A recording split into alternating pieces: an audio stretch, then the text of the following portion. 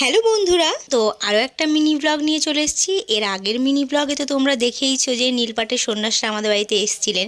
তো এখানে পুজো টুজো হয়ে যাওয়ার পর সবাই প্রসাদ খাচ্ছে আর বাবাকে আমার মাথায় দিয়ে দিয়েছিল। তো নিয়ে এবার নীলপাটের রাত্রিরে পুজোর জন্য মহাদেবকে নিয়ে গঙ্গায় স্নান করতে যায়। আর যিনি হলো মহাদেব মাথায় নিয়েছেন তিনি কিন্তু ভরে রয়েছেন। তো তাকে নিয়ে আমরা সবাই মিলে গঙ্গা স্নানে গেছি। বিয়ের আগেও আমি অনেকবার গেছি, বিয়ের পরে এই প্রথম। চারিদিকটা দেখতেই পাচ্ছ কতটা অন্ধকার। আর আমরা যখন গঙ্গাঘাটে এসে পৌঁছেছি তখন প্রায় 12:30 বাজে।